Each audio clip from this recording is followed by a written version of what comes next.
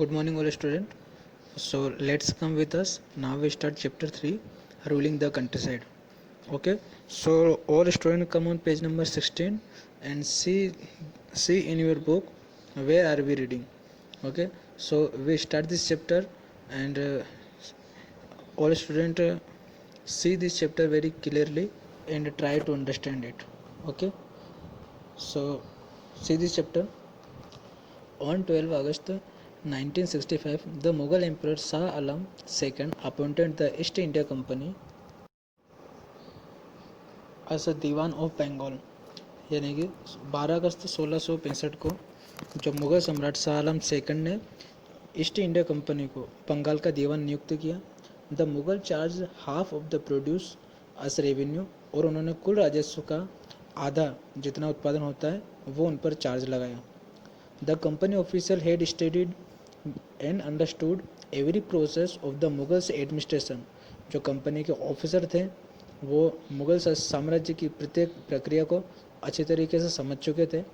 Now it had to administrate and organize its revenue resources to bear cost of maintaining the administrative structure, war expenses and fund for buying Indian goods or products for exporting to Britain.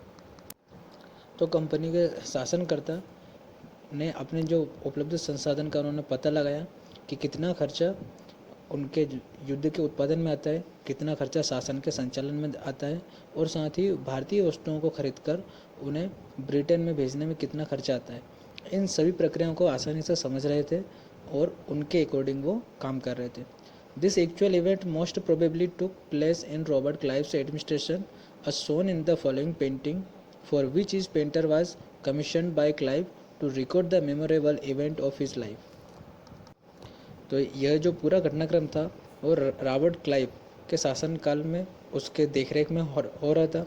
जैसे कि Robert Clive ने एक painting करने वाले एक चित्रकार को उन्होंने बुलाया ताकि वो उनके जीवन की महत्वपूर्ण घटनाओं को इकट्ठा कर सके और उन्हें एक सोर्स के रूप में लिख सके। The grant of Deewani definitely was one such event in British imagination, और ऐसे ही उनको बंगाल की दीवानी मिलना वो उनके जो ड्रीम थे उनको पूरा करने के लिए एक अहम योगदान था।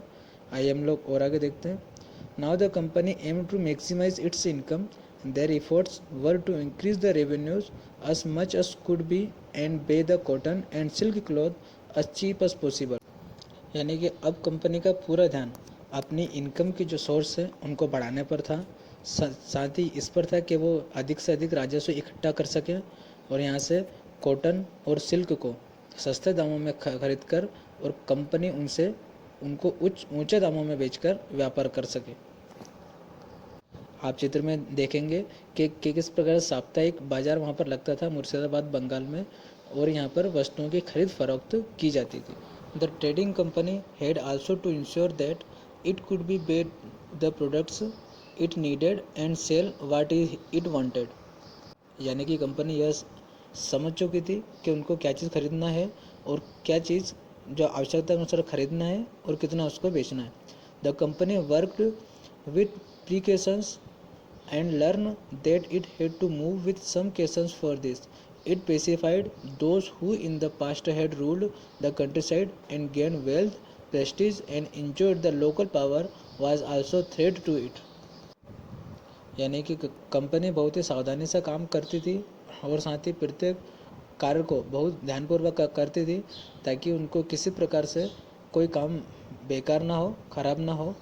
ईस्ट इंडिया कंपनी ने कई लोगों का दमन भी किया जो कंपनी पर शासन करते थे और जिन्होंने इनका कहा नहीं माना, और साथ ही उनसे इन्होंने बहुत मनी प्राप्त की, वेल्थ प्राप्त किया, और साथ ही जो लोकल पावर थी आसपास के क्षेत्र में जहाँ तक इनका क्षेत्र था वहाँ तक इन्होंने पावर को एंजॉय किया। ओके, नेक्स्ट हम लोग देखते हैं how did the company get its revenue. Company किस प्रकार अपना राजस्व प्राप्त करती थी। When in 1765 the company becomes the diwan revenue collector और सर्टेन एरियाज इन इंडिया, यानी कि 1765 में भारत में ईस्ट इंडिया कंपनी एक दीवान के रूप में उभरी, एक दीवान बन चुकी थी। जैसे उन्होंने पश्चिम बंगाल है ना, बांग्ला जो क्षेत्र है वहाँ पर उन्होंने दीवान का काम किया और उसका प्रमुख कार्य राजस्व का एकत्रीकरण ही था। The company corrupt servants began to extract hug amount of land revenue from the peasant। और जो कंपनी के भ्रष्ट ऑफिसर थे वो पेशेंट से, फार्मर से, किसान से, उनसे और अतिरिक्त मनी वो प्राप्त करते थे, उनसे या ज़बरदस्ती लेते थे। They pocketed most of the money, leaving very little for the company, and also their way of collection caused wide spread miseries among the peasants and so decline in agriculture production occurred. यानी कि जो company के भ्रष्ट अधिकारी थे वो राजस्व तो ज़्यादा एकत्रित करते थे, लेकिन कुछ ही राजस्व कंपनी में जमा करते थे और बाकी सब जो राजस्व है वो खुद के पास रख लेते थे। और इस प्रकार उन्होंने एक मिशन के रूप में इस कार्य को किया और भारत के किसानों से अधिक कर वसूलीकरण किया।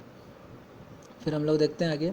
The company felt a need to restore agriculture as to ensure a regular flow of revenue. यानी कि कंपनी ने रेवेन्यू तो प्राप्त किया अधिकारियों ने, लेकिन एग्रीकल्चर के उत्थान के लिए और कोई सा कार्य नहीं किया। It decided to settle the amount of revenue to be collected and who had to pay it. Company ने जो इनको राजस्व चुकाते थे उनके ऊपर इसको निश्चित भी कर दिया। साथ ही the company efforts was to increase revenue as much as could and buy fine cotton and silk cloth as cheaply as possible. यानी कि कंपनी का ज़्यादा से ज़्यादा उनका एफर्ट इसी पर था, ज़्यादा से ज़्यादा वो कोशिश यही करते थे ताकि जो रेवेन्यू वो और ज़्यादा मात्रा में प्राप्त हो और यहाँ से सस्ते रूप में कॉटन और सिल्क को बहुत ही सस्ते दामों में यहाँ से प्राप्त करें और उनको वहाँ पर ऊंचे दामों में बेचें। Thus within 5 years the value of goods bought at the company in Bengal doubled previously. It used important golds and silver from Britain। और ऐसे ही जो तकरीबन 5 वर्ष में ही बंगाल में जो बाकी की वस्तुएं थे उनके प्राइस बढ़ने लगे और साथ ही जैसे कि गोल्ड और सिल्वर ये ब्रिटेन को एक्सपोर्ट होने लगे और यहाँ जो लोकल जगह पर इनके प्राइस और ज़्यादा बढ़ने लगे। Now the revenue of Bengal could finance the purchase of goods for export.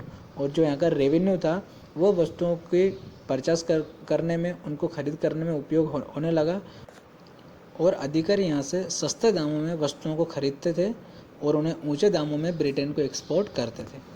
और ऐसे ही बंगाल की जो अर्थव्यवस्था थी और ज़्यादा उसकी स्थिति खराब होती गई और ज़्यादा संकट गहराता गया। Artisanal production decline and agriculture cultivation showed science of collapse. यानी कि जो भी उनके कलात्मक वस्तुएं थी उनका निर्माण पर भी इसका बहुत विपरीत प्रभाव पड़ा। कलात्मक वस्तुओं के निर्माण बंद हो गए और साथ ही जो एग्रीकल्चर कृषि के क्षेत्र में भी काफ़ी संकट आया। इन 1770 a terrible famine killed 10 million people in Bengal, that is about 1/3 of the population of Bengal।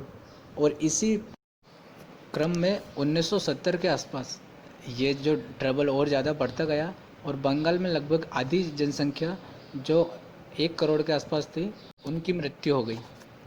The need to improve agriculture, कृषि सुधार की आवश्यकता। आइए हम लोग इसको देखते हैं। In 1793 the company finally introduce the permanent settlement in Bengal. यानी कि 1793 में कंपनी ने स्थायी बंदोबस्त की व्यवस्था की बंगाल में। Lord Cornwallis later extended it to Bihar, Jharkhand, Orissa, northern Madras and Banaras. By the term of the settlement the rajas and taluqdar were authorised as zamindars. और ये स्थायी बंदोबस्त की व्यवस्था बंगाल जो कॉर्नवालिस थे उन्होंने बंगाल, बिहार, झारखंड, उड़ीसा और उत्तरी मद्रास, वाराणसी यहाँ तक वो फैलाई थी। और ये जो परमानेंट सेटलमेंट का मतलब है, इसका मतलब है जो राजा और तालुकदार थे उनको जमींदार के रूप में ऑथराइज कर दिया गया। They had to collect rent from the peasants and pay revenue to company. Of the revenue collected 89 would be go to the state and 11% to the zamindar. यानी कि लॉर्ड कॉर्नवालिस ने इस प्रकार की व्यवस्था की ताकि जो जमींदार थे वो किसानों से रेवेन्यू प्राप्त करेंगे और उनका 89% कंपनी के पास जमा होगा और साथ ही 11% वो खुद के पास रख सकेंगे।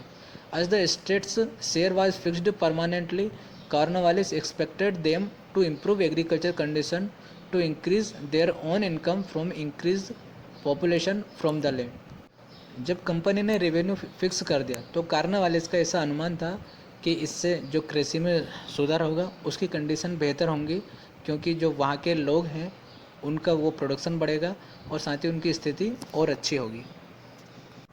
आइए फिर हम लोग देखते हैं क्या क्या समस्या आई। The problem, the company soon found that the zamindars did not invest in the improvement of land and revenue fixed by it was too high to be paid by the zamindars. यानी कि कंपनी ने पाया कि जो जमींदार थे उन्होंने जो 11% टैक्स रखा था उसको एग्रीकल्चर में इन्वेस्ट नहीं किया, और साथ ही जो स्थायी बंदोबस्त के कारण उन 90% या 89% जो उन्होंने फिक्स किया था कंपनी राजस्व के लिए, वो इतना ज़्यादा था कि उसको बहुत सारे जमींदार पे नहीं कर पाए, और इसके वजह से कई जमींदारों को अपनी ज़मींदारी खोनी पड़ी। और साथ ही ऐसे जमींदार जिनको यह कार्य करने में सक्षम नहीं थे, जो यह कार्य अच्छे तरीके से नहीं कर पा रहे थे, उनकी जमींदारी भूमि के मालिक को बेच दी गई और नए नए जमींदार बनने लगे। और इस प्रकार जमींदारी की इस प्रथा से लोगों को अरुचि होने लगी, और जो जमींदार थे वो उसको छोड़कर जाने लगे, और उन्हें किसी भी प्रकार के एग्रीकल्चर में कोई इन्वेस्टमेंट नहीं किया, जिससे कृषि एग्रीकल्चर की स्थिति और ज़्यादा गंभीर होती गई। The tenants further subleased their lands, the peasants become tenants and had to pay rent to the zamindars. Since the company's shares were permanently fixed, the zamindars continuously increased the rent and peasants had take loans from johnny lenders। और ऐसे ही जो पट्टेदार थे वो किसानों की भूमि को lease करने लगे, उनको हड़पने लगे, और कई जमींदार जो थे वो अपनी जमींदारियां खो चुके थे, क्योंकि कंपनी ने उनके जो शेयर्स थे वो स्थायी रूप से उन्होंने फिक्स कर दिया था। और ऐसे ही किसान अपनी ज़मीनों को बचाने के लिए जो बड़े किसान थे या बड़े ज़मींदार थे उनसे ज़्यादा मात्रा में लोन लेने लगे, ताकि वो कंपनी के रेवेन्यू को समय से चुका सकें। लेकिन इनमें से कई किसान लोन लेने के बाद में उसको चुकाने में अक्षम रहे, और जिसकी वजह से वो और ज़्यादा कर्जे में दबते गए, और साथ ही अपनी भूमियों से भी उनको हाथ धोना पड़े और भूमि विहीन होते गए। आइए हम लोग देखते हैं एवोल्यूशन ऑफ न्यू सिस्टम, नए तंत्र का विकास। In the 1820s Holts Mackenzie surveyed in detail the land in the north western provinces. 1820 में हॉल मैकेंजी ने जो उत्तरी पश्चिमी राज्य थे वहाँ की भूमि का उन्होंने विस्तृत अध्ययन किया, विस्तृत सर्वे किया। He felt that the village was an important social institution in the North Indian society and needed to preserved। और उन्होंने यह पाया कि उत्तरी भारतीय क्षेत्रों में जो ग्राम है, गांव, वो बहुत ही महत्वपूर्ण सामाजिक संस्थाएं के रूप में है, और इनको बचाना बहुत ही आवश्यक है। He sent the collectors from village to village for inspecting land, measuring the field and recording the customs and rights of different groups। और होल्ड मैकेंजी ने जो कलेक्टर थे उनको गांव-गांव भेजा और उन्होंने भूमि का नाप किया, साथ ही भूमि की पैमाइश भी की, और उनको एक रिकॉर्ड करने का एक रिकॉर्डिंग जो रजिस्टर था उसमें उनको इकट्ठा किया, ताकि उनको उनके भूमि के बारे में सही जानकारी प्राप्त हो सके। In 1822, now the land revenue settlement was made for the entire Mahal, a revenue state which may be village or group of villages।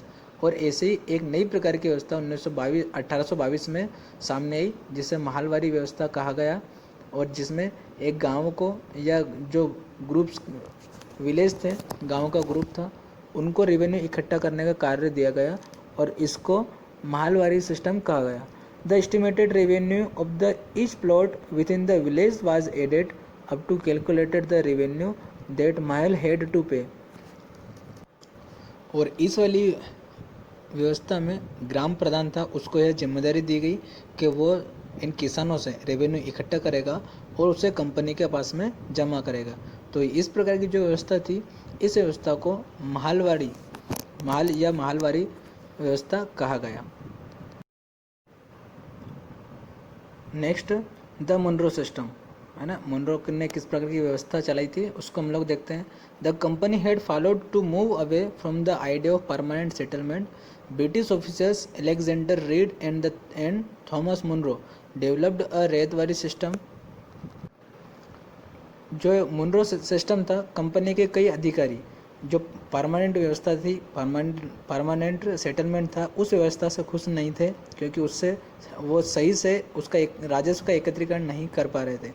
तो कंपनी के जो ऑफिसर्स थे एलेक्जेंडर रेड और थॉमस मुनरो ने एक नई प्रकार की व्यवस्था को जन्म दिया और उसे रेतवाड़ी व्यवस्था कहा गया। और इसमें क्या था कि वो रेवेन्यू को सीधे ही जो रेत थे, कल्टीवेटर्स थे, उनसे इकट्ठा करते थे। During the Anglo Mysore war Read experiment with this system in some areas of South India.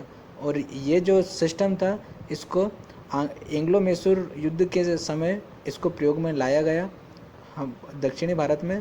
Thomas Munro introduce a ryotwari system in Mysore and Karnataka and expanded it to Bombay and parts of Madras. Thomas Munro ने इस रेतवाड़ी व्यवस्था को मैसूर और कर्नाटक में introduce किया और साथ ही इसको बॉम्बे और मद्रास के कुछ भाग तक भी फैलाया। तो बाकी का चैप्टर हम लोग नेक्स्ट वीडियोस में देखेंगे। ओके, आज के लिए बस इतना ही। Thank you.